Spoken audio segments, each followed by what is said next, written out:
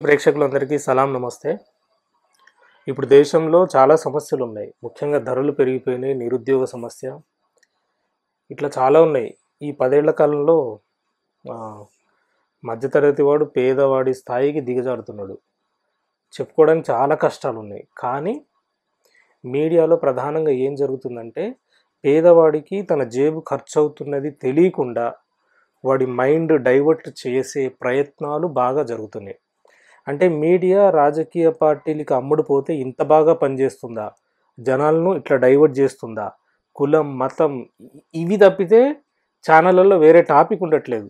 అరే నాయనా నాకు ఈ సమస్య ఉందిరా భయ్, దీని గురించి ఏదైనా ఛానల్ మాట్లాడుతుందా అని సామాన్యుడు వెతుక్కోవాల్సిన పరిస్థితి ఉంది. ఇప్పుడు అసలు ఎవ్వరూ మాట్లాడట్లేదు. నిరుద్యోగం గురించి ప్రభుత్వాలు నిలదీయాల్సిన మీడియా అసలు దాన్ని పట్టించుకోవటమే లేదు. అసలు ప్రధాన సమస్య మతం మతం మతం మతం. ఈ మత పిచ్చి బాగా రేపుతున్నారు. అంటే కొన్ని మీడియా ఛానళ్ళు అమ్ముడుపోయి ఈ పనిని చాలా సమర్థవంతంగా చేస్తున్నాయి. ముఖ్యంగా ముస్లింని బూచిగా చూపెట్టే ప్రయత్నం చేస్తున్నాయి. ముస్లింలను కానీ క్రిస్టియన్స్ని కానీ వాళ్ళ ఆచార సాంప్రదాయాల్లోకి చొరబడి అరే ఇది ఉంది అరే ఇది దొరికింది ఏదో డిటెక్టివ్స్ లాగా దాన్ని కనుక్కొని ఇంత ఘోరంగా చేస్తున్నారు అంత ఘోరంగా చేస్తున్నారు అని వాళ్ళని బాగా ఇట్లా గుచ్చి అడుగుతూ దాని ఆ సాంప్రదాయాన్ని ఇస్లాంని కానీ క్రిస్టియానిటీ కానీ దిగజార్చే ప్రయత్నాలు చేస్తున్నారు. దీన్ని చూస్తూ ప్రజలు వాడికి ఉన్న కష్టాలు మర్చిపోతున్నాడు. అసలు ఇట్లాంటి జరుగుతున్నాయి. అయితే రీసెంట్గా సిగ్నేచర్ స్టూడియోలో యాంకర్ మహేందర్ గారు బ్రదర్ సిరాజ్ గారిని ఇంటర్వ్యూ చేశారు. ఆ ఇంటర్వ్యూలో చాలా అంటే ఒక పార్టీ కార్యకర్తలాగా మాట్లాడుతున్నారు యాంకర్లు కూడా. నేను ఒక జర్నలిస్ట్ని, బాధ్యత గల జర్నలిస్ట్ని అనే విషయాన్ని మర్చిపోయి పార్టీ కార్యకర్తలుగా మారి ఛానళ్ళను పెట్టుకొని జనాలను గుమ్రా చేసి పడేస్తున్నారు. ఈ క్రమంలో ఆ ఇంటర్వ్యూ గురించి అందులో జరిగిన కొన్ని పొరపాట్లు ఆ తర్వాత ఆయనను కూడా ఇంటర్వ్యూ చేసిండు. దాని గురించి కూలంకుషంగా మాట్లాడుకోవడానికి ఇప్పుడు మన ఖాస్ టీవీకి ప్రముఖ ఖురాన్ని అరబ్బీలోని ఖురాన్ని తెలుగులోకి అనువదించారు ఆయన. ప్లస్ 99 అల్లాహ్ నామాలు అనే ఒక పుస్తకాన్ని, తర్వాత హుజూర్ ప్రవక్త ముహమ్మద్ సల్లల్లాహు అలైహి వసల్లం జీవిత చరిత్రను తెలుగులోకి, ఇట్లా 3 పుస్తకాలు తెలుగులోకి అనువదించిన ప్రముఖ నవల రచయిత. తన నవలలు కూడా రాసిండు అప్పట్లో. అలాగే రిటైర్డ్ పోలీస్ అధికారి అయిన ఎండి అబ్దుల్లా గారితో మరిన్ని విషయాలు దీని గురించి మనం అసలు ఇస్లాం గురించి వీళ్ళు చేస్తున్న విష ప్రచారాలు దాన్ని జనాలు ఎలా అర్థం చేసుకోవాలనే విషయాలను ఆయన అడిగి తెలుసుకుందాం. సార్ నమస్కారం, అస్సలాము అలైకుం. ఎట్లున్నారు సార్, బాగున్నారా? అల్హమ్దులిల్లా బాగున్నాను. మీరు అన్నట్టు ఛానల్స్ మత విషయాలు ఇస్లాం గురించి కానివ్వండి, క్రిస్టియానిటీ గురించి కానివ్వండి, హిందూయిజం గురించి కానీ ఎక్కువగా మాట్లాడుతున్నాయి. అయితే ఆకలితో అలమటించే వాడి గురించి కానీ, పేదరికం గురించి కానీ, నిరుద్యోగం గురించి కానీ, ధరల పెరుగుదల గురించి కానీ ఏ ఛానల్ వాళ్ళు అడిగే దమ్ము ధైర్యము లేదు. ప్రభుత్వాన్ని నిలదీసి కాలరబట్టుకుని అడిగే ధైర్యం ఎవరికి ఏమీ లేదు. అయితే మతాల గురించి మాత్రం కలహాలు పెడుతున్నారు. అదేదో దేశాన్ని ఉద్ధరిస్తున్నాం ఏమన్నట్టుగా మాట్లాడుతున్నారు. దేశాన్ని ఉద్ధరిస్తున్నట్టు కూడా పోజు పెడుతున్నారు. కానీ దాంట్లో కలహాలు పెడుతున్నారు. అది వాంఛనీయం కాదు, అది ఎంత మాత్రం సమర్థనీయం కూడా కాదు.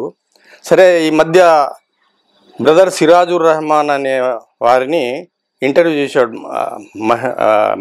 మహేందర్ గారు, సిగ్నేచర్ స్టూడియో అధినేత. ఆయన దానికి ఓనర్ కూడా చేశాడు, బాగా చేశాడు. క్వశ్చన్లు బాగా అడిగాడని అతనే అన్నాడు, నేను ఇంటరాగేషన్ చేస్తున్నట్టే అడిగాను మిమ్మల్ని, ఏమనుకోకండి అని.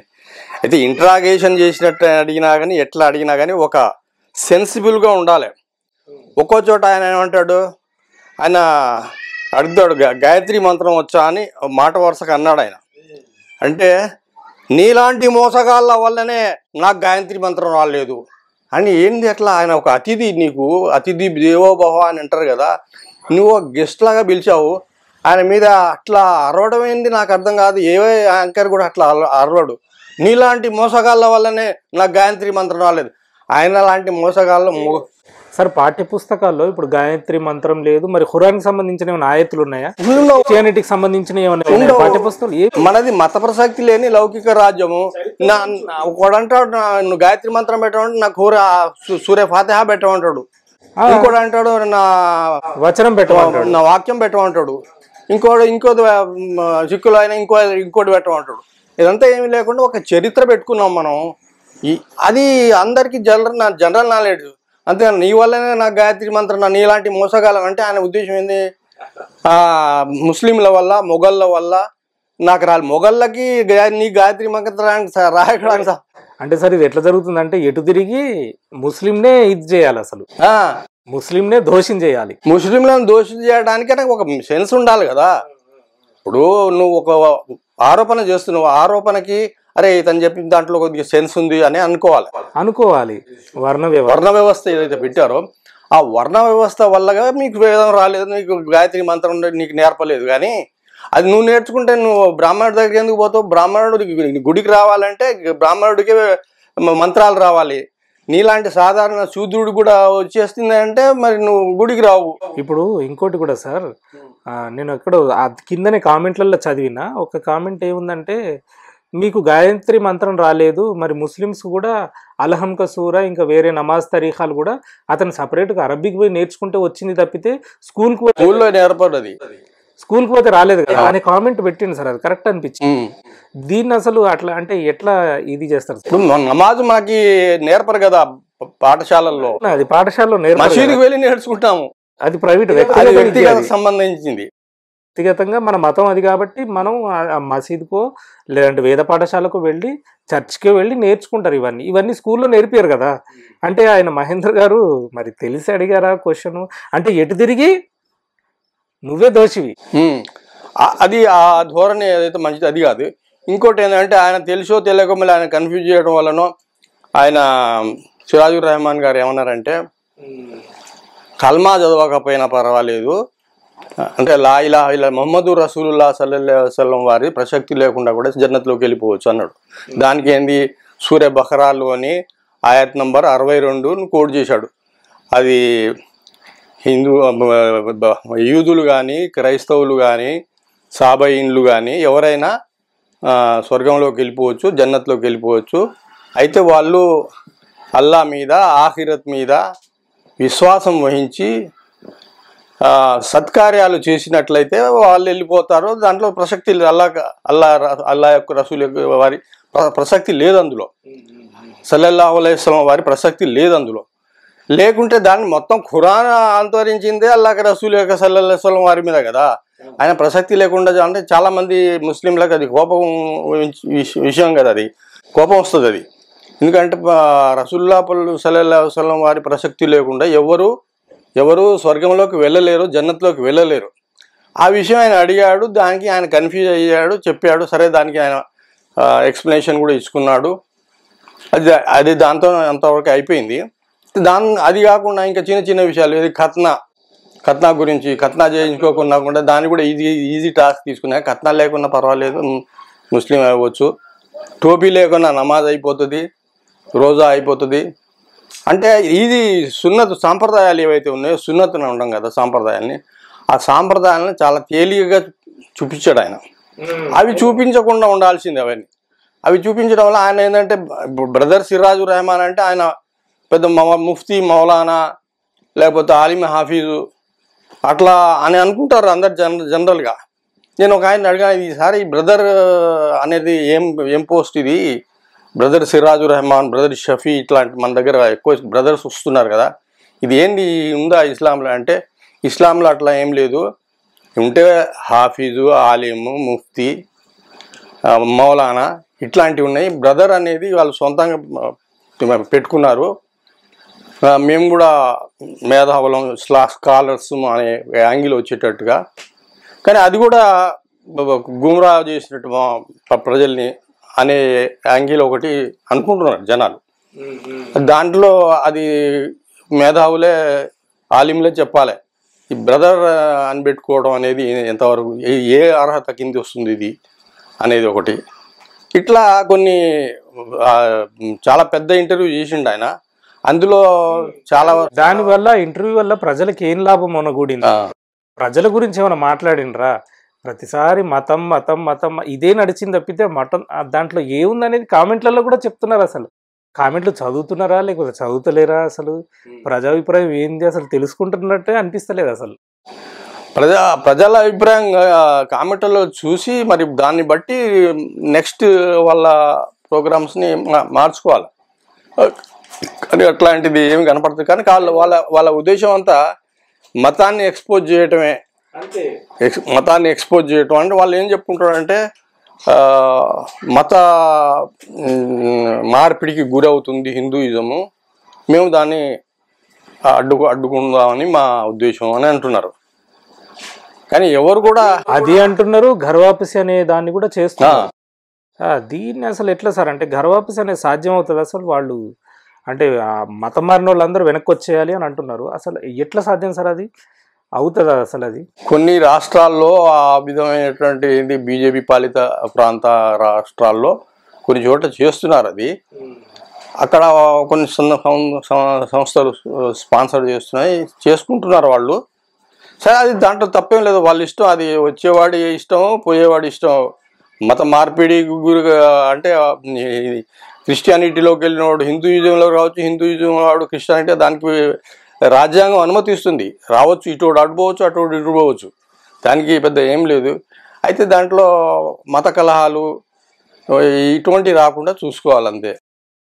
కానీ నేను అక్కడ కూడా కొన్ని కామెంట్లు చూసిన సార్.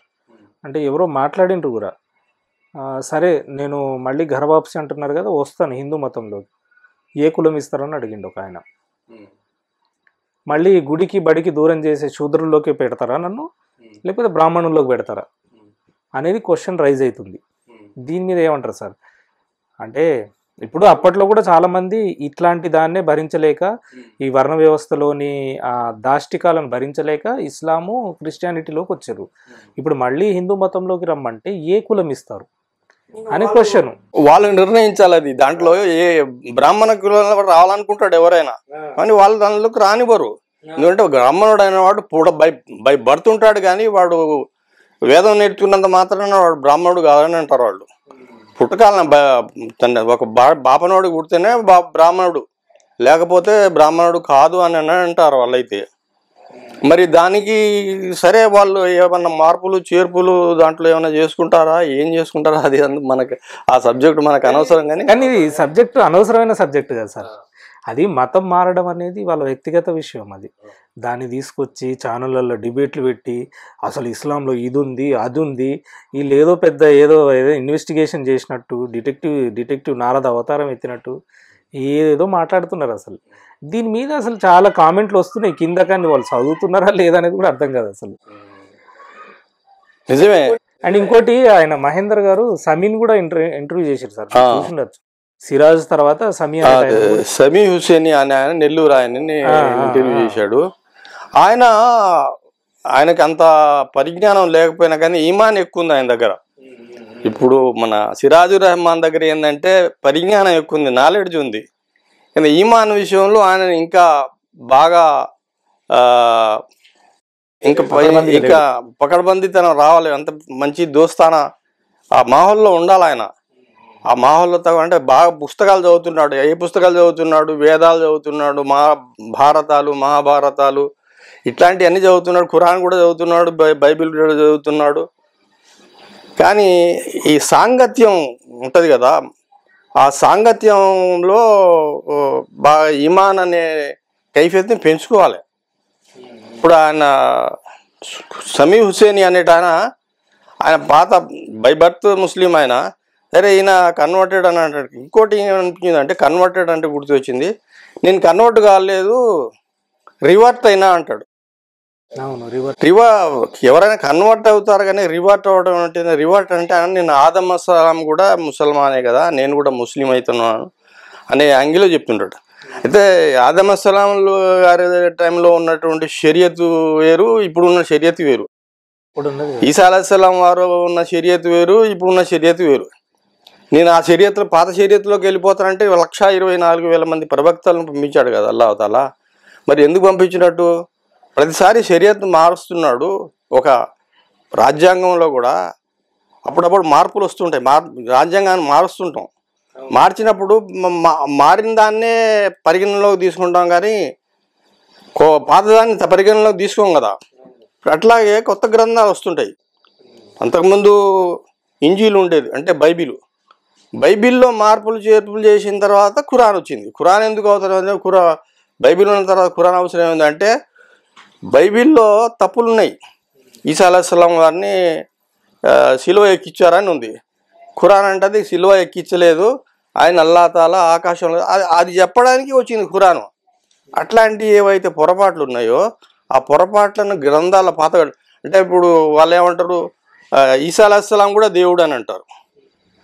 ఈసా అలైహిస్సలాం దేవుడు అంటారు, యెహోవా కూడా దేవుడు అంటారు. అంటే ఏంది? షిర్కు చేసినట్టు నువ్వు. ఇస్లాం ఎందుకు వచ్చిందంటే అల్లా అంటే ఒక్కడే, ఆయనకు సహవర్తులు కానీ ఆయన తోడు కానీ ఎవరు ఉండరు. ఉన్నాడు అంటే అది అల్లా తాలా ఈ క్రియేషన్ చేసిన ఉద్దేశమే నెరవేరటం లేదు. అక్కడ యేసుక్రీస్తుల వారిని పంపిండు అల్లా తాలా, ఒక్క అల్లా గురించి చెప్పండి అని చెప్పేసి. అయితే ఆ ధ్యేయం నెరవేరలేదు. ఎప్పుడైతే ఆ ధ్యేయం నెరవేరడం మానేసిందో అప్పుడు ఇస్లాం అవతరించింది. లేదు, మీరు కనుక ఇద్దరు దేవుళ్ళు ముగ్గురు దేవుళ్ళను అనుకుంటే ట్రినిటీ అని అంటున్నారు, కానీ మీరు కాఫీర్లు అయిపోతారు, మీరు నరకానికి వెళ్ళిపోతారు. ఒక్క దేవుడిని, ఒక్క అల్లాహ్ను నమ్మితే మాత్రమే మీకు స్వర్గం అని చెప్తుంది ఖురాన్. ఖురాన్ ఎందుకు వచ్చింది? ఖురాన్ అవసరం ఏముంది అని అంటారు క్రైస్తవులు.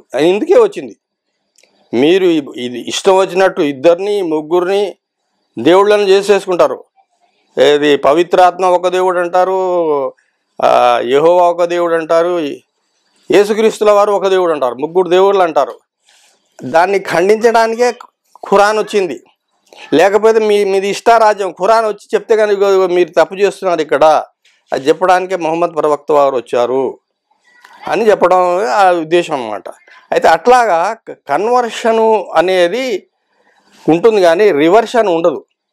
నేను రివర్షన్ అయ్యాను అని మొత్తం ప్రజలందరినీ మభ్యపెట్టడం, మసిపూసి మారేడు కాడి చేయడం అనే పద్ధతి అనేది నచ్చలేదు. అది అట్లా చెప్పకూడదు. నువ్వు ఒక స్కాలరు, నువ్వు ఒక మేధావి ఇస్లామీ స్కాలరు అని చెప్పుకుంటున్నావు కదా. చెప్పుకుంటున్నప్పుడు నేను కన్వర్షన్ కాలేదు, రివర్షన్ అయినా అంటే ఇక్కడ రివర్షన్ అయినావు. నువ్వు ఆదమ్ అస్సలాం కాడికి పోయినావా, ఈసా అలైహిస్సలాం కాడికి పోయినావా, మూసా అలైహిస్సలాం కాడికి పోయినావా, లేకుంటే ఇబ్రాహీం అలైహిస్సలాం కాడికి పోయినావా? ఎక్కడికి పోయినావు నువ్వు? ఎక్కడికి కన్వర్ట్ అయినావు నువ్వు? కన్వర్ట్ అయితే అప్పటి షరియత్ ఇప్పుడు చెల్లదు కదా.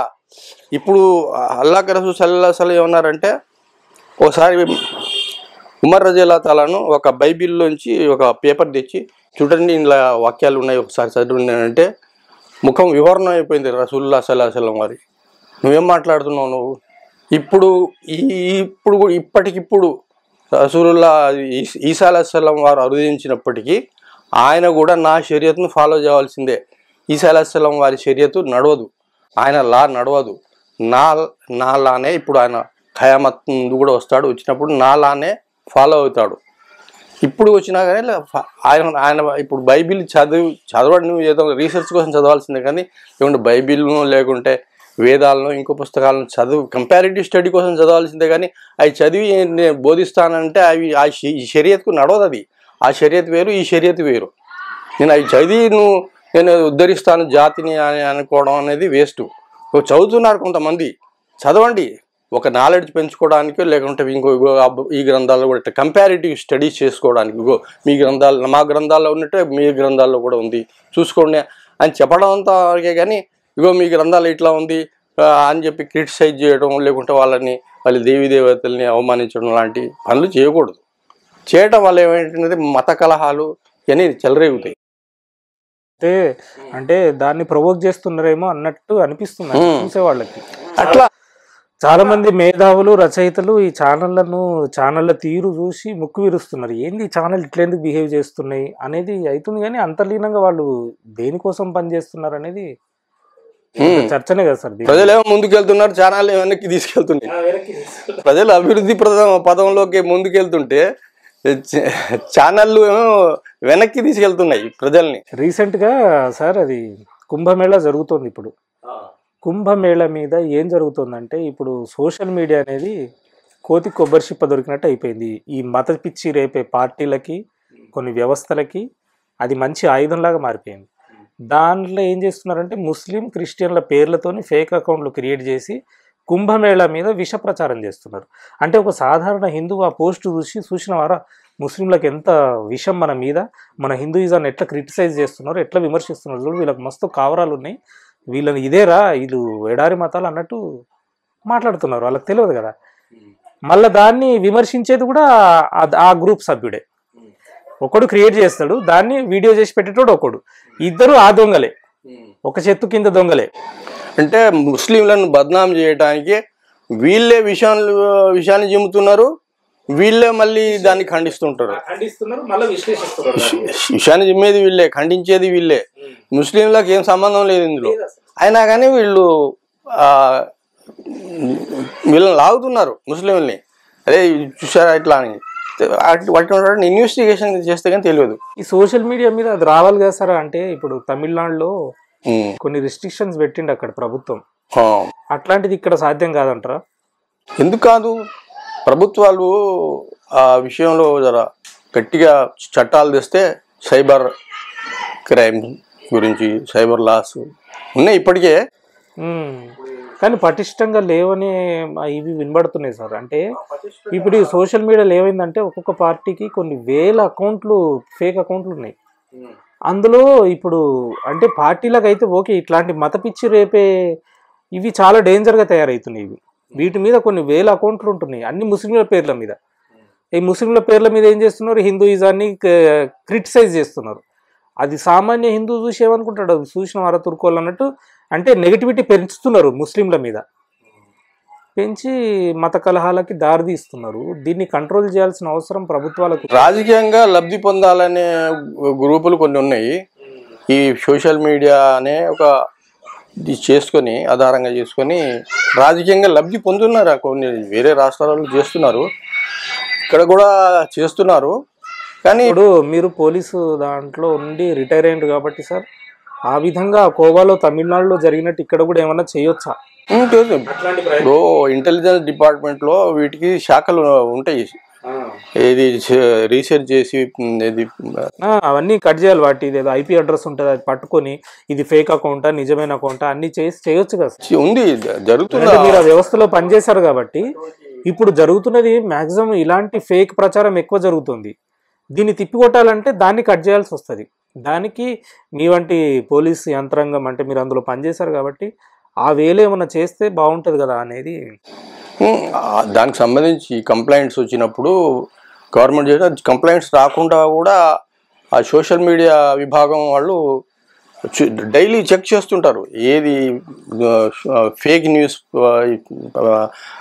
ప్రాపగేట్ చేస్తున్నారు, మంచి న్యూస్ ఏది, దీంట్లో ఫేక్ అకౌంట్స్ ఏంటి, ఇవన్నీ ఉంటుంది. మానిటర్ ఉంటుంది, మానిటర్ ఉన్నాయి. వాటిని చాలా వరకు తొలగిస్తుంటారు, లేకపోతే విచ్చలవిడిగా జరిగిపోతాయి. చాలా మంది మీద కేసు పెట్టారు, ఇప్పటికి చాలా విచ్చలవిడి అయిపోయింది సార్ సోషల్ మీడియా. ఇంకో విషయం కూడా ఏమైందంటే సార్, ఇప్పుడు ఫర్ సపోజ్ సిగ్నేచర్ స్టూడియోలో జరిగిన ఇంటర్వ్యూ గురించి మీరు నేను మాట్లాడుతున్నాం. దీన్ని చాలామంది ఏం చేస్తారంటే వాళ్ళే ఆ పార్టీకి సంబంధించిన వాళ్ళు, ఆ వ్యవస్థకు సంబంధించిన వాళ్ళు ఏం చేస్తారంటే చూసిన వారా మన హిందూ మతం మీద ఎట్లా మాట్లాడుతున్నారు, ఎట్లా విమర్శిస్తున్నారు అని ఒక వైదిక విరోధిని, హిందూ మతానికి విరోధుల్ని చేస్తున్నారు. ఇప్పుడు మాట్లాడుతుంది ఏంటంటే ఇప్పుడు మీరు మాట్లాడి నేను అడుగుతున్నది ఏంది, వీళ్ళు ఇట్లా మాట్లాడినరు, అది కాదు ఇట్లుంది అని మనం విశ్లేషిస్తున్నాం. దాన్ని కూడా వక్రీకరిస్తున్నారు. అంటే ఇక వాళ్ళు ఏం ఆడినా ఇట్లుండాలి అనేది ఇండైరెక్ట్గా చెప్తున్నారు అన్నట్టు. అని ఉన్నట్టు మాట్లాడుకోవాలి కదా. ఇది ఇట్లా ఉండాలి, ఇట్లా ఉండకూడదు, ఇట్లా ఉండాలి, ఇట్లా ఉండకూడదు అని. జర్నలిజం అనేది ఇట్లా ఉండాలి, ఇట్లా ఉండకూడదు అని మనం మాట్లాడుకుంటున్నాం కదా జర్నలిజం అనేది. కానీ దీన్ని కూడా వక్రీకరిస్తారు సార్, అది నా క్వశ్చన్. వక్రీకరణలు జరుగుతున్నాయి, వైదిక విరోధి, హిందూ వ్యతిరేకి అనేవి జరుగుతున్నాయి. ఇప్పుడు ఒక పార్టీని, ఒక వ్యవస్థను, ఆ ఛానళ్ళని, మీడియాను క్వశ్చన్ చేస్తున్నాం, మాట్లాడుతున్నాం మనం. కానీ దీన్ని, ఈ మాటల్ని వైదిక విరోధి, హిందూ వ్యతిరేకి అనేది ట్యాగ్ తగిలిస్తారు. దీన్ని ఎట్లా ఎదుర్కోవాలి అసలు ముస్లింలు కానీ క్రిస్టియన్లు గానీ? ముస్లింలల్లా ఎవరు వైదిక విరోధులు హిందువులు విరోధులు ఎవరు ఉండరండి. ఎవరు నీకు ఎక్కడ కనపడరు. ఎవరు అసలు వాళ్ళకు తెలుగు రాదు, ఉర్దూలో మాట్లాడుకుంటారు. ఇవన్నీ ఉన్నాయని ఇప్పుడు ఈ ఛానల్లో వచ్చినాయని ఎంతమంది ముస్లింలు వింటారు, వాళ్ళకి ఎంతమందికి తెలుగు అర్థం అవుతుంది? తెలుగు వచ్చినా కొంతమంది వాళ్ళకే అర్థం, లేకుంటే వాళ్ళ లోకంలో వాళ్ళు ఉంటారు. రోజు ఎట్లా గడుస్తుంది, ఈ ధరలను ఎట్లా తట్టుకోవాలి, ఈ పొట్ట ఎడుగు ఎట్లా గడుస్తుంది అనేది. కానీ ఈ మతాలు కులాలు ఇవన్నీ ఏం ఉండవని నేను అనుకుంటా. ఇప్పుడు హైదరాబాద్లోనే ఒక 70-80 లక్షల ముస్లింలు ఉంటారు. ఈ ముస్లింలలో ఎన్ని లక్షల మంది ఛానల్ చూస్తున్నారు అంటారు. అందులో కొన్ని వేల మంది, ఆ వేల మందిలో పట్టించుకునే వాళ్ళు ఎవరు పట్టించుకోరాదు. చాలా చాలా తక్కువ మంది. భాషా వైరుధ్యం ఒకటి ఉంది. ఉన్నది తెలుగులో కార్యక్రమాలు, వాళ్ళకి వచ్చేది ఉర్దూ. మరి నేను క్రిటిసైజ్ చేసేది ఎవడు, వైదిక విరోధి ఎవడు, హిందూ విరోధి ఎవడు, ఎక్కడంగా వస్తున్నారు? నీకు లేదు ఇటువంటి అన్ని ఏదో కట్టుకథలు అంత తప్పి దాంట్లో ఏమి నిజం లేదు. ముస్లింలు ఎవరు హిందువులను వాళ్ళని ముస్లింలకు మార్చడం, మత మార్పులు చేయటం ఇవన్నీ లేవు అండి. అన్నీ ఫేక్. అంటే ఇప్పుడు లైక్ మొన్న ఒక ముస్లిం వ్యక్తి ఆ ముత్యాలమ్మ టెంపుల్ మీద ఇది చేసింది. అప్పుడు అన్ని ముస్లిమ్స్ అందరూ దాన్ని ఖండించారు. కానీ ఏమవుతుందంటే సార్, ఇప్పుడు ఒక ముస్లిం తప్పు చేస్తే మతానికి పులుముతున్నారు మొత్తం, వీళ్ళంతా ఇంతే అంటున్నారు. ఇప్పుడు ముస్లింలు అనే వాళ్ళు అట్లా అంటలేరు అసలు. దీన్ని ఎట్లా తీసుకోవాలి అసలు? అదే వాళ్ళ రాజకీయ లబ్ధి కోసం చేస్తున్నారు. అట్లా చేస్తే ఏంటంటే వాళ్ళు అంతేరా, వాళ్ళకి వీటిలో వాళ్ళు మన దాంట్లో కలుపుకోకూడదు, వాళ్ళు సపరేటు మనం సపరేటు, అందుకని మన ఓట్లు మనకు, వాళ్ళ ఓట్లు వాళ్ళకు, వాళ్ళు వేరు మనం వేరు అనే యాంగిల్ తీసుకొస్తున్నారు తప్ప అందులో బలం ఏం లేదు. ఇంకోటిసారి నేను మొన్న ఒకటి చూసిన, అదేంది రిఫ్లెక్షన్ అని యూట్యూబ్ ఛానల్ ఉంది. అతను ఏం చేసిండు, బిర్యానీ జిహాద్ అంట. అంటే హిందువులకు పిల్లలు కాకుండా, సంతానం కాకుండా, ఇప్పుడు ఈ బావర్చి హోటల్స్ ఏవైతే నడుస్తున్నాయో వాటిలో ట్యాబ్లెట్లు కలిపి ఇస్తున్నారట. హిందువులు తింటే వాళ్ళకి పిల్లలు కాకుండా పక్కా ప్లాన్డ్గా జరుగుతుందంట. అయితే ఇది కింద కామెంట్లు చదివితే వాళ్ళు ఏమంటారు అంటే, అరే ఆ హోటల్ వాడు ఎవడో, వాడు అడ్రస్ పెట్టు, మేము పోయి మాట్లాడతాం. నువ్వు ఒకవేళ ఒక హోటల్ నువ్వు అంటున్నావు కదా, అది ఏదో మరి దాని టెస్ట్లో పంపు, అది నిరూపిస్తారు. వాళ్ళ పేరు పెట్టి వాళ్ళను ముస్లింలు అందరూ ఇట్లే ఉన్నారు, హిందువులకు పిల్లలు కాకుండా చేస్తున్నారు అని ఎందుకు అంటున్నారు? దాన్ని స్టేటస్లు పెట్టడం, యూట్యూబ్లో వీడియోలు చేయడము. అంటే దీన్ని ఇప్పుడు మీరు అన్నట్టు చాలామంది ముస్లింలకు తెలుస్తలేదు, అరే మా మీద విష ప్రచారం జరుగుతుంది అనేది కూడా తెలుస్తలేదు అసలు. అంటే భాషా వైరుధ్యం అనేది తెలుస్తలేదు వాళ్ళకి, తెలియక దీన్ని ఎట్లా ఖండించాలనేది కూడా తెలుస్తలేదు. అది మీకు ఏం మాట్లాడుకుంటున్నారు? చెవిటి వాడు ముందు శంఖం ఊదినట్టు అంటారా, చూసిండ్రా? అట్లా చెవిటి వాళ్ళు శంఖం ఊదితే ఏం తెలుస్తుంది, ఏం చేస్తున్నాడో అన్నట్టు ఉంటది. ఇట్లాంటివన్నీ ఎన్నో వస్తుంటాయి. జిహాద్లు అనే ఓటు జిహాద్ అంట, లవ్ జిహాద్ అంటారు. అంటే ఇప్పుడు ఆ హోటల్లో తప్పు చేస్తే వాడినే అనాలి కదా, వాడి పేరు పెట్టి వాడు చేసిండ్రా భయ్ నువ్వేదో ఆ సర్టిఫికేట్. జిహాద్ మీనింగ్ తెలుసా? జిహాద్ అంటే ఏంది? జిహాద్ అంటే ఏందో అనుకుంటారు వాళ్ళు. జిహాద్ అంటే సెల్ఫ్ డిఫెన్స్. నీ మీద వాడు కత్తి దూయడానికి వచ్చిండు, నువ్వు అన్ని అడ్డుకుంటున్నావు, అడ్డుకోవడాన్ని జిహాద్ అంటారు. జిహాద్ అంటే నువ్వు వెళ్ళి కత్తి తీసుకొని వెళ్ళి వాడిని చంపడానికి కాదు. నిన్ను కత్తి తీసుకొని ఎవడన్నా చంపడానికి వస్తే వాడిని నువ్వు అడ్డుకుంటావు. సెల్ఫ్ డిఫెన్స్ అంటారు. సెల్ఫ్ డిఫెన్స్ కోసం చేసే జద్దోజహాద్ కృషి ఏదైతే ఉందో దాన్ని అంటారు జిహాద్. దీనికి అర్థం కూడా తెలియదు. ఆ జిహాదు, ఈ జిహాదు, లవ్ జిహాదు. జిహాద్ అంటే నీకు అర్థమే తెలియదు. నేను విషం అంటే విషం తింటాను, విషయం ఇంత పెట్టు అని అన్నట్టుగా ఉంది. నీకు విషయం అంటే తెలియదు, అమృతం అంటే తెలియదు. జిహాద్ అంటే నీకు తెలియదు. డిఫెన్స్ అని నువ్వు చూసుకో, గూగుల్లో అడుగు చెప్తుంది. జిహాద్ అంటే ఏంది మీనింగ్ అడుగు.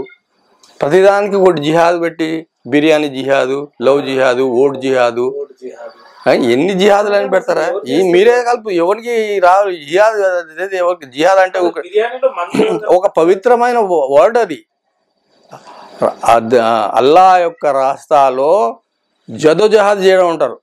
అల్లా యొక్క రాస్తాలో జద్దోజహడం అంటే నువ్వు పారిపోకురా, నిన్ను ఎవడన్నా చంపడానికి వస్తే ధైర్యంగా ఉండి అడ్డుకున్న ఆ ప్రయత్నంలో నువ్వు చచ్చిపోయినా కానీ నువ్వు జన్నత్కి వెళ్ళిపోతావు, స్వర్గంలోకి వెళ్ళిపోతావు. కాబట్టి నువ్వు దాన్ని అడ్డుకో అని చెప్తుంది జిహాద్. అంతేగాని నేను పారిపోతా అని పారిపోమని కాదు, పారిపోవడాన్ని ఆపుతుంది జిహాదు. నువ్వు పారిపోకు, నువ్వు బాధితుడు కాదు, నువ్వు బాధితుడు కావద్దు, నువ్వు అడ్డుకో. అది జిహాద్ కాన్సెప్ట్. అది దాన్ని వక్రీకరించి జిహాద్ అంటే అది ఇది అది చెప్తుంటారు రకరకాలుగా. అంటే వీళ్ళు ఏదో ఒక కొత్త విషయాన్ని కనుగొన్నారు అన్నట్టుగా చేస్తున్నారు దాన్ని. అంటే వీళ్ళు పార్టీలకు బాగా పనిచేస్తున్నారు అనేది తెలుస్తుంది సార్, సామాన్య జనానికి కూడా తెలుస్తుంది పార్టీలకు కొమ్ముగా వస్తున్నారు అనేది.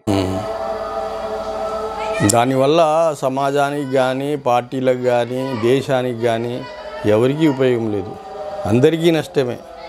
వ్యక్తికి నష్టము, సమాజానికి, అందరికీ నష్టమే. అట్లా చెడుని వ్యాప్తి చేయడం, మంచిని అణిచివేయడం అనేది దేశానికి అరిష్టం. జై శ్రీరామ్ జై శ్రీరామ్ అని బలవంతంగా అనిపిస్తున్న వీడియోలు కూడా వస్తున్నాయి. జై శ్రీరాము అని అంటారు కదా. జై శ్రీరామ్ అంటే ముస్లింలు ఎందుకు జై శ్రీరాము అన్నారంటే, ఇస్లాంలో షిర్క్ అనేది ఒకటి ఉంది. షిర్క్ అంటే అల్లాకు సహవర్తులుగా, అల్లాకు పక్కన ఎవరిని నిలచబెట్టము. అల్లా అంటే ఎవరు? భూమిని, ఆకాశాన్ని, భూమిలో ఉన్న ఇనుము కానీ, బంగారం కానీ, వెండి కానీ, అందులోంచి వెళ్ళే పెట్రోలు, డీజిలు, నీకు తర్వాత ఏవైతే ఖనిజాలు ఉన్నాయో అవన్నిటిని సృష్టించినవాడు. ఆకాశంలో ఉన్న సూర్యుడు, చంద్రుడు, సూర్యచంద్ర మధ్యలో ఉన్నటువంటి వస్తువులు ఏవైతే ఉన్నాయో అన్నిటినీ, వర్షాన్ని కురిపించేవాడు, నన్ను నిన్ను అందరినీ సృష్టించినవాడు, అన్నిటిని సృష్టించినవాడు అల్లా. ఈ అల్లా అనే వ్యక్తికి, అల్లా అనే ఒక శక్తికి ఎవరు సహవర్తులు కానీ సహభాగులు కానీ ఉన్నారు. శ్రీరాము అంటే శ్రీరాముడు కూడా అల్లా పక్కన కూర్చోబెట్టినట్టు. అల్లా అంటే ఈ సప్తాకాశాల పైన ఉంటాడు. ఒక్కొక్క ఆకాశము కోట్లాది కాంతి మైళ్ళ దూరంలో ఎక్కడ ఉంది. అటువంటి సప్తాకాశాల పైన ఉండే అల్లాకు ఈ శ్రీరామ్ అని కానీ ఇంకా వేరే దేవుళ్ళని అనిపించడం ద్వారా వీళ్ళని షిర్కు చేయిస్తున్నారు. షిర్కు అంటే అల్లా యొక్క శక్తికి సహవర్తులుగా చేర్చడం వల్ల ఏంటంటే ఇతన్ని ఇస్లాంని తొలగింపజేయాలనేది కృషి. అందుకని ఏదైనా చేస్తాడు కానీ ముస్లిం అనేవాడు షిర్కు చేయడు. నువ్వు ఏదైనా చేయరా, ఇంకో విగ్రహాన్ని ఇస్తాం పూజ చేయాలంటే చేయడు, లేదా విగ్రహం పేరు తలుచుకొని చేయమంటే చేయడు.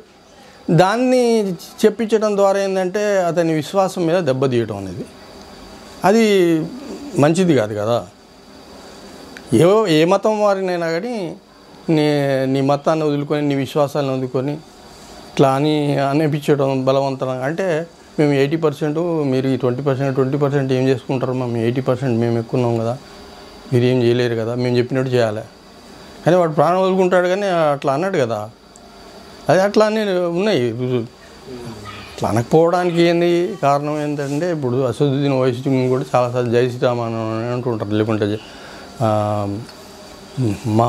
ఇది భారత్ మాతకి జై అని అన్నాడు. అంటే భారత్ మాతకి జై అన్నా కానీ జై శ్రీరామ్ అన్న షిర్క్ చేసినట్టుగా భావిస్తాం మేము. షిర్క్ అంటే అల్లా యొక్క జాతులో ఇంకొకరికి సహభాగత్వం కల్పించినట్టుగా అనుకుంటాం. అయితే అది కల్పించడం ముస్లింలకు సాధ్యం కాదు కాబట్టి అది అనడం. అయితే ఆ విషయం లాగా అనొచ్చేమో కదా సార్. ఇంకోలాగా అంటే ఇప్పుడు సీతారాములు అంటే గౌరవం, అందరికి ముస్లింలు కూడా గౌరవిస్తారు, గౌరవించుకుంటారు, దేశాన్ని కూడా గౌరవించడం. కాకపోతే వాళ్ళు అన్నట్టు అనరు, వేరేలాగా అంటారు. గౌరవించడం వేరు, పూజించడం వేరు, ఆరాధించడం వేరు. గౌరవిస్తాం మేము, పూజించం, ఆరాధించం. ఆరాధనకు పూజకు అర్హుడు అల్లా ఒక్కడే అంటాం. ఆరాధనకు అర్హుడు తర్వాత పూజకు అర్హుడిని ఇంకోటి పెట్టండి అనే యాంగిల్లో మీరు నినాదాలు చేయిస్తే ఎవరు చేయరు. అట్లా మే ముస్లిం కూడా చేయడు. చేయకపోవడానికి కారణం అదన్నమాట, షిర్క్ అన్నమాట. షిర్క్ అంటే షరీక్ చేయడం.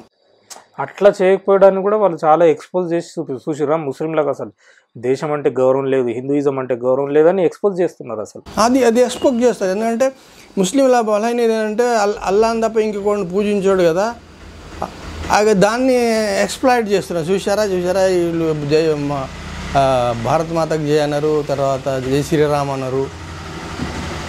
దానికి కారణం ఏంటంటే ఇస్లాంలో షిర్క్ అనేది మహాపాపం.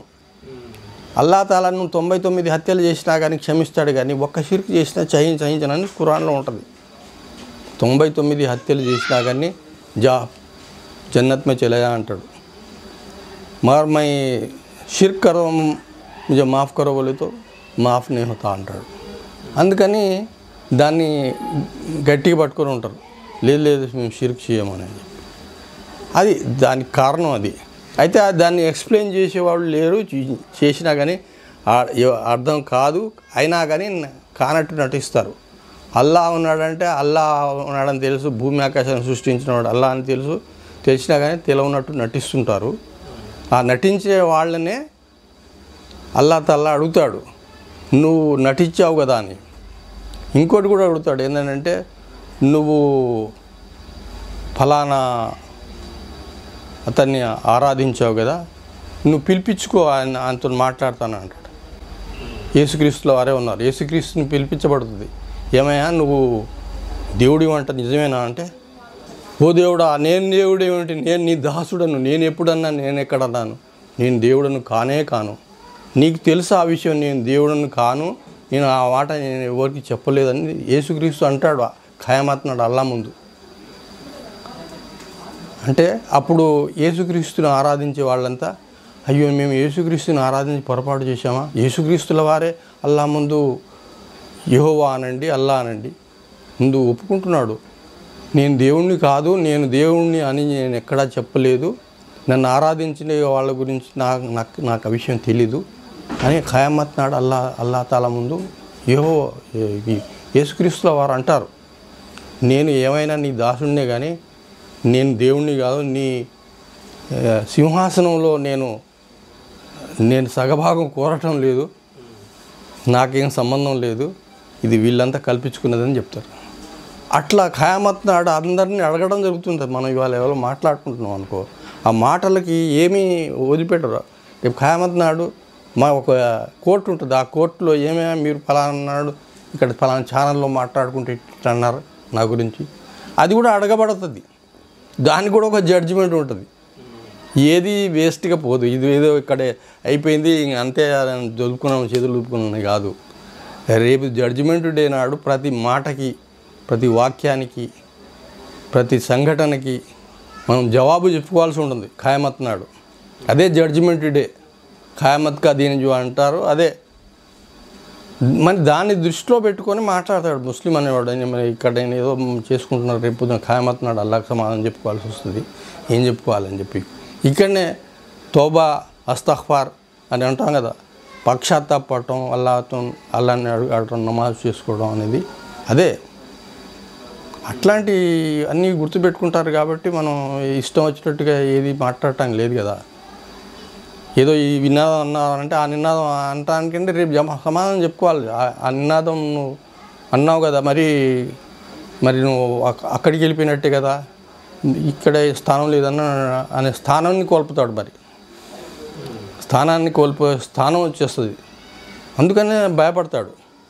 అల్లా ఒకటి చాలు నాకు, ఇక్కడ కావాలంటే వాళ్ళు జైలు వేసుకొనివ్వండి, లేకుంటే సిలువని ఎక్కించుకొనివ్వండి, లేకుంటే ఇంకేదన్నా ఉరిశిక్ష వేసుకొనివ్వండి, ఏదన్నా కానివ్వండి, కానీ ఇక్కడే బాధలు ఏమన్నా ఉంటాయి, ఖయామత్ నాడైతే ఏం బాధలు ఉండవు కదా అనే యాంగిల్ ఉంటుంది ముస్లింకి. అందువల్ల ఇక్కడ ఏవేవో అనుకుంటుంటారు, అయినా కానీ బడదా చేస్తుంటుంటాడు, అన్నిటి భరిస్తుంటాడు ముస్లిం అనేవాడు. ఎందుకు భరిస్తుంటాడంటే ఇక్కడ ఇహలోకంలో 60-70 ఏళ్ళ కోసమే కదా, మ్యాక్సిమం 100 years. ఆ తర్వాత ఇంకో జీవితం ఉంది, ఆ జీవితంలో సక్సెస్ కావడం అసలు సక్సెస్. ఇక్కడ ఏదో అనుకుంటుంటారు, ఏదో డబ్బుల కోసమో, ఓట్ల కోసమో, లేకుంటే రాజకీయ లబ్ధి కోసమో, మరో దానికోసం అనుకుంటుంటారే తప్ప ఇక్కడ పెద్ద సక్సెస్ అయ్యాం, ఇది అయ్యాం, అదే అయ్యాం అనుకోవడానికి తాత్కాలిక సంతృప్తి అంతే, తాత్కాలిక సక్సెస్ అంతే. కానీ ఇది ఎటర్నల్ కాదు, శాశ్వతం కాదు.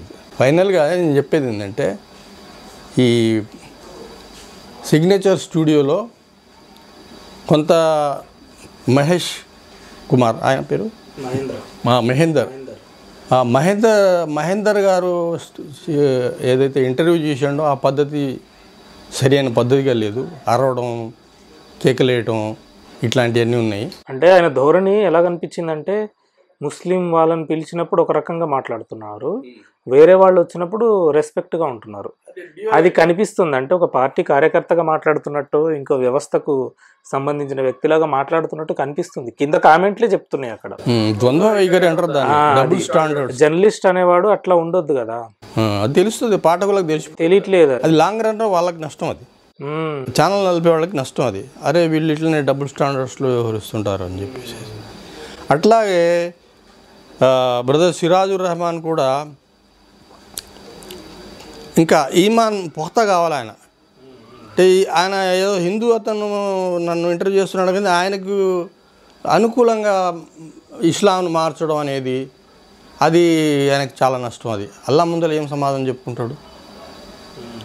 కొన్ని విషయాలు, ఏది సుంతి విషయం అయితేంది, టోపీ విషయం అయితేనేది, గడ్డం విషయం అయితేనేమి, తర్వాత కల్మా విషయం అయితేనేమి, తర్వాత ఆయన పక్షాతాపం పొందాడు. ఆయన మళ్ళీ ఇచ్చాడు అనుకోండి వేరే ఛానల్లో ఇక విడుదల చేశాడు. కానీ అటువంటి స్థితి ఎందుకు రావాలి? పక్షాతాపం మన సారీ చెప్పుకునే సిచ్యువేషన్ ఎందుకు రావాలా? అది సిరాజుర్ రెహమాన్కు చెప్పదలుచుకున్న విషయం. అయితే నేనేం పెద్ద మేధావిని కాదు, స్కాలర్ని కాదు, జనరల్ పాఠకుడు లాంటి వాడిని అనమాట. నేను జనరల్ వ్యూయర్, ఒక వీక్షకుడు లాంటి వాడిని. చూసిన తర్వాత అయ్యో ఇట్లా మాట్లాడుతున్నారేంటి అన్నట్టుగా ఫీల్ అయ్యి మీ ముందర పెట్టాను. ఇంకోటి ఏంటంటే ఆడియన్స్కి చెప్పదలుచుకునేది ఏంటంటే, ఇప్పుడు లక్షలాది మంది ఫాలోవర్స్ ఉన్నారు, ఈయన చాలా గొప్ప స్కాలర్ కదా, ఈయన చెప్పిందే ఫైనల్ అని అనుకోకుండా, ఒక ముఫ్తీ, మన దగ్గర ఎంతోమంది ముఫ్తీలు ఉన్నారు, ఆలింలు ఉన్నారు, హాఫీజులు ఉన్నారు, వాళ్ళు ఒక జీవితకాలం వెచ్చించి నేర్చుకున్న విషయాలు వాళ్ళ దగ్గర ఉంటాయి. ఇప్పుడు బ్రదర్స్ అని పెట్టుకొని ఏదో కొన్ని పుస్తకాలు చదువుకొని కొంత ఇన్వెస్టిగేషన్ చేసి వాళ్ళకి తమకు అనుకూలంగా మార్చుకొని ఇస్లాంని పరిచయం చేయడం కాకుండా, పరిచయం చేస్తే నమ్మకుండా మనం ఇక్కడ డౌట్ వస్తుంది, ఈయన ఏదో మాట్లాడేస్తున్నాడు అని నాకు తెలుసుకోవాలి. మన దగ్గర మన మసీదు ముఫ్తీ గారిని కానీ, ఆలిం గారిని, హాఫీజ్ గారిని, అయ్యా ఇట్లా ఛానల్లో విన్నాము తెలుగులో, మరి ఇది ఎంతవరకు నిజము అని చెప్పి కనుక్కొని మనం ఫర్దర్గా భవిష్యత్తులో మనం కొనసాగాలి. తప్ప వాళ్ళు ఏదో గుడ్డిగా చెప్పింది వాళ్ళు చెప్పింది గుడ్డిగా నమ్మడం అనేది ఈ రోజుల్లో. ఇప్పుడు ఏం జరుగుతుందంటే ఎదుటి వాళ్ళ మీద బురద జల్లేస్తున్నారు. బురద జల్లినంత వీడు బురదలో పురుగు అనుకోవడానికి లేదు అసలు. అతను చల్లుతున్నాడు కావాలని. ఆ చల్లిన వ్యక్తిని చూసి వీడు బురదలో పురుగు అని అనుకోవడానికి లేదు.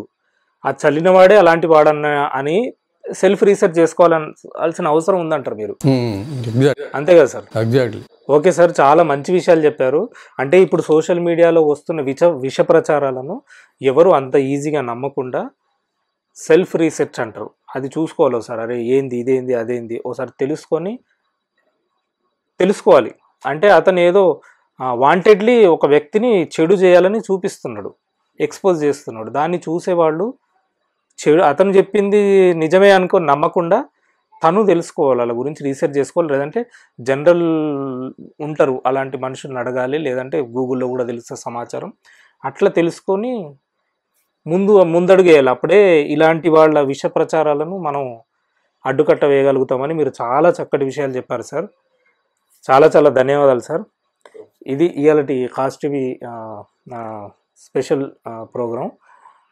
మీరు కనుక మా ఖాస్ టీవీని సబ్స్క్రైబ్ చేయకపోతే ప్లీజ్ సబ్స్క్రైబ్ చేయండి, గంట బెల్ కొట్టండి, అండ్ లైక్ కామెంట్ తప్పకుండా చేయండి. Thank you. సో శ్రీరామరాజు గారు జై శ్రీరామ్. జై శ్రీరామ్ అని చెప్పడంలో తప్పేం లేదండి. రైట్, మీరు జై శ్రీరామ్ అంటారా అన్నారా? ఎవరు నన్ను కన్వర్ట్ అవ్వండి అని చెప్పలేదు. ఇప్పుడు కూడా నేను కన్వర్ట్ అవ్వలేదు, నేను రివర్ట్ అయ్యాను. అంటే సనాతన ధర్మం, ఏ ధర్మం అయితే వేదాలలో బోధించడం జరిగిందో, ఏ ధర్మం అయితే బైబిల్లో బోధించడం జరిగిందో, ఏ ధర్మం అయితే ప్రవక్త ముహమ్మద్ సల్లల్లాహు అలైహి వసల్లం వారికి ఖురాన్ రూపంలో ఇవ్వడం జరిగిందో, ఆ ధర్మాన్ని నేను తెలుసుకున్నాను. అంటే నేను రివర్ట్ అయిన తర్వాత నేను కన్వర్ట్ అవ్వలేదు. సో ఇప్పుడు అమ్మ నాన్నలు అనేది హిందూగానే ఉన్నారు ఇంకా స్టిల్. సో వాళ్ళు నరకానికి వెళ్తారు కదండి మరి. వాళ్ళు ఏకదేవ ఆరాధన అంటే ఇప్పుడు మా మదర్ అయినా ఫాదర్ అయినా ఏకదేవ ఆరాధన, పుట్టించినటువంటి దైవాన్ని వాళ్ళు ఆరాధిస్తున్నారు. ఏకదేవ ఆరాధన చేస్తున్నారు వాళ్ళు. ఏం చేస్తే స్వర్గ నరకాలకి దారులు ఉన్నాయి అని ఖురాన్ చెప్తా ఉంది. ఖురాన్లో సూరే బహరా సూర నంబర్ 2 ఆయత్ నంబర్ 62లో చాలా స్పష్టంగా ఉంది. ఏమని రాసు? ఎవరైతే అల్లాను అంతిమ దినాన్ని విశ్వసించి మంచి పనులు చేస్తారో వారికి భయము కానీ విషాదం కానీ కలిగేటటువంటి అవకాశాలు లేవు, వారు స్వర్గానికి వెళ్తారు. చాలా స్పష్టంగా ఉంది. అంటే అల్లా అన్నది అరబీ పదం అండి. అల్లా అన్న పదాన్ని మనం తెలుగులో చెప్పాలంటే దేవుడు. ఎవరైతే దేవుణ్ణి జడ్జ్మెంట్ డేని నమ్ముతారో మంచి పనులు చేస్తారో వారు స్వర్గానికి వెళ్ళిపోతారు. సార్ అసలు నాకు ఒక డౌట్ ఏంటంటే, దేవుడు ఉన్నాడు కరెక్ట్, ఒకరే దేవుడు ఉండాలి అనేది మీ సిద్ధాంతం. ఆ దేవుడి పేరు ఏంటి సార్? దేవుడు పేరు ఏంటంటే అరబ్బీలో అల్లా అంటారండి. ఇప్పుడు నేను సమాజంలో ఒక స్కాలర్ పొజిషన్లో ఉన్నాను కాబట్టి నేను క్యాప్ ధరిస్తాను, గడ్డం పెట్టుకుంటాను. కానీ ఎక్కడ కూడా ఇస్లాంలో మీరు గడ్డం ఉంటేనే స్వర్గంలోకి వెళ్తారు, క్యాప్ ధరిస్తేనే మీ నమాజ్ అంగీకరించబడుతుందని ఎక్కడ కూడా ఇస్లాం ధర్మంలో చెప్పడం జరగలేదు. అది ఒక సాంప్రదాయం. అది ఖచ్చితంగా ఖత్నా చేయించుకోవాలి అనేటటువంటి నిబంధన లేదు, మొదటి విషయం. అయితే విషయం ఏంటంటే ఇప్పుడు ఒక ముస్లింగా ఖచ్చితంగా ఖత్నా చేసుకోవాలి, చేసుకుంటేనే నమాజ్ స్వీకరించబడుతుంది, చేసుకుంటేనే మ్యారేజ్ చేసుకోవాలి, చేసుకుంటేనే స్వర్గానికి వెళ్తారని ఎక్కడ కూడా లేదండి. లేదు, ఎక్కడ కూడా లేదు. ఖత్నా చేసుకోవచ్చు చేసుకోకపోవచ్చు ఎక్కడ మన ఇష్టం, కానీ స్పెసిఫిక్ గా ఖురాన్లో లేదు. ఖురాన్లో అసలు ఉండదు. ఖచ్చితంగా ఖురాన్లో ఎక్కడ కూడా ఖత్నా అన్నటువంటి ప్రస్తావన లేదు. ఓకే, అది ప్రవక్త ముహమ్మద్ సల్లల్లాహు అలైహి వసల్లం వారు అంతకంటే గత ప్రవక్తల యొక్క సాంప్రదాయం. కాబట్టి ఖచ్చితంగా చేసుకుంటే మెడికల్ బెనిఫిట్స్ ఉన్నాయి. ఓకే, ఆరోగ్యానికి మనకు చాలా మంచిది. తర్వాత మీరు ఇది గూగుల్లో కూడా మీరు సెర్చ్ చేయవచ్చు. తర్వాత ఇతర మతాల్లో ఉన్నటువంటి వారు కూడా ఖత్నా చేయించుకున్నారు. నేను చెప్పడంలో కొద్దిగా ఇక్కడ మిస్కమ్యూనికేషన్ ఏమైపోయిందంటే, ఈరోజు ముస్లిం సమాజం టోపీకి ఎంత అయితే ఇంపార్టెన్స్ ఇస్తుందో అంత ఇంపార్టెన్స్ మాత్రం టోపీకి లేదు. కానీ ధరించడం మంచి విషయమే, ఎందుకంటే ప్రవక్త ముహమ్మద్ సల్లల్లాహు అలైహి వసల్లం వారి యొక్క సాంప్రదాయము అది. నేను చెప్పాలనుకున్న విషయం ఏంటంటే, ఇది ఉంటేనే నమాజ్ అవుతుంది, ఇది ఉంటేనే ముస్లిం అన్న విషయాలు ఏవైతే సమాజంలో ముస్లిం సమాజంలో కూడా వ్రేళ్ళూనుకొని ఉన్నాయో ఈ అపోహను దూరం చేస్తున్నారు. ఇప్పుడు గడ్డం ఉంది, దైవ ప్రవక్త వారి సాంప్రదాయం, ఋషుల సాంప్రదాయం. ఇప్పుడు ఎంతమంది అయితే మన ఋషులు వచ్చారో ఆ ఋషులందరూ కూడా గడ్డం పెట్టేసుకున్నారు చాలా వరకు. ప్రవక్తలు కూడా గడ్డం పెట్టుకున్నారు, మహాప్రవక్తలు గడ్డం పెట్టుకున్నారు. ప్రవక్తలు చెప్పారు మీరు గడ్డం పెట్టుకోండి అని. మా దృష్టిలో ఋషువులే ముందు వచ్చారు, తర్వాతనే ప్రవక్తలు వచ్చారు అనేది మా అంచనా. సార్ ఋషులు అంటే ఏంటి, ప్రవక్తలు అంటే ఏంటి? ఓకే, దాదాపు 1.5 అవర్ పాటు kind of interrogation kind of interview జరిగింది అని అనుకుంటున్నా, క్షమించాలి అలా ఆ పదం వాడినాను. మొహమ్మద్ ప్రవక్త గారిని అనుసరించకుండా స్వర్గానికి వెళ్ళొచ్చా? ఎవరైనా అలా అర్థం చేసుకుంటున్నా. అల్లా దేవుడు అంటారా మరి? అల్లా దేవుడు అండి. అల్లా దేవుడు ఎందుకు కాదు, ఆయన ఉపదేశించారు. ఆయన తగలబెడితే కొన్ని నెలల పాటు ఆ బుక్స్ తగలబడ్డాయి, గ్రంథాలయం తగలబడ్డది అన్నది ఒక ఆరోపణ తప్ప అందులో ఎలాంటి వాస్తవం లేదు. రైట్, ఖురాన్ లో మొహమ్మద్ ప్రవక్త యుద్ధం చేసినట్టుందా లేదా? ఖురాన్లో మొహమ్మద్ కత్తి పట్టాడు, గుర్రంతోని యుద్ధం చేశాడా లేదా? రాజ్యాల మీదకి దండయాత్రకి మొహమ్మద్ ప్రవక్త వారు వెళ్ళారా లేదా? లేదు, వెళ్ళలేదు. యుద్ధాలు చేయలేదు. ప్రస్తావన అది వాళ్ళకే జరిగింది, ధర్మం మీద జరిగింది. ఇది మతం మారకపోతే జరిగింది. మీరు ఎలా తీసుకొచ్చారు? మతం మారకపోతే జరగలేదు. ఇది మీ అపోహ. ఇది అపోహ ఏంటంటే, ప్రవక్త ముహమ్మద్ వారు ఎప్పుడైతే స్వధర్మాన్ని ఇక్కడ వినండి, ఆ రాజ్యానికి ఏ రకమైన ఉత్తరాలు రాసేవాడు అని అంటే, మీరు నమ్మి మారండి, శరణు వేడుకోండి, శరణు వేడుకపోతే నాతో యుద్ధానికి సిద్ధపడండి. యుద్ధాలు చేశారా చేయలేదా? ఏదైనా సొసైటీకి అవసరం, సొసైటీకి ఉపయోగపడే ఏదైనా క్వశ్చన్స్ ఉంటే అడగండి. వేరే దేశం గురించి మనకెందుకండి? ఉదయం లేస్తే రాజకీయ నాయకులు పాకిస్తాన్ మీరు ముందు ఫస్ట్ బాధపడ్డారు, ఇండియా పాకిస్తాన్ విడిపోయిందని బాధపడ్డారు. ఇప్పుడు ఏమంటున్నారు మీరు అడిగే దేశం నాకు వద్దు అని? అవును, అసలు హిందూ అవ్వడానికి ప్రాథమికంగా కావాల్సింది ఏందో చెప్పండి. హిందూగా కావడానికి నేను మా పూర్వీకులకు పుడితే చాలు అంటున్నా నేను. Okay, right. మీరు మీ పూర్వీకులకు పుట్టి మీరెందుకు ముస్లిం అయ్యారు? సరే, మీరు ఒక విషయం చెప్తాను. మీ అమ్మ నాన్నకు తెలియదు, మీకు అంత ఏం తెలిసిపోయింది? ఒక విషయం ఏంటంటే, నేను నిలబడితే అన్ని మతాల వారు వస్తారు, అందరూ అన్ని పక్షాల పక్కన సిరాజ్ గారు నిల్చుంటున్నారా లేదా? సూటి సమాధానం. ఖచ్చితంగా. రైట్, జై శ్రీరామ్ అనండి. నేను చెప్పాను కదా, జై శ్రీరామ్ అనండి. చెప్పాను. మీరు అన్నారు మీరు ఒకళ్ళ అబద్ధ ప్రవక్త, ఒప్పుకోండి. ఎవరు? సూటి ప్రశ్న. మీరు ఒక విషయం అడుగుతాను మహేందర్ గారు, ఒక విషయం అడుగుతాను. గాయత్రి మంత్రం చదవండి మీరు. నేను గాయత్రి మంత్రం తెలుసా? గాయత్రి మంత్రం తెలుసు. మీలాంటి మోసగాళ్ళు ఏం చేశారు? నా చరిత్రను తిరగరాశారు. నా వేదమే నా పాఠ్య పుస్తకాలు లేకపోతే నేను ఎలా చదువుతాను చెప్పండి? నెహ్రూ గారు ఆ రోజు దేశాన్ని విభజించినప్పుడు దాంట్లో ఔరంగజేబ్ గురించి రాస్తాడు, గజ్నీ మహమ్మద్ గురించి రాస్తాడు. నా వేదం గురించి ఎక్కడుంది? ఎవరు రాశారు చెప్పండి? ఎవరు రాశారు? నా పూర్వీకులు రాశారు. అట్లా నెహ్రూ గారు చేసిన రాజ్యాంగం అది. మాకు తెలుసు అది. అదే మా బాధ. మీలాంటి వాళ్ళు సగం సగం ఉండి మీరు అందరి పక్షాన ఉంటానని చెప్పారు. ప్రైజ్ ద లార్డ్ చెప్పలేరు, జై శ్రీరామ్ చెప్పలేరు, మీరు అల్లానే ఒక దేవుడు అని చెప్పలేరు. ఇంకా మీరు ఏం చెప్పగలరో చెప్పండి. సూటి ప్రశ్న. ఇక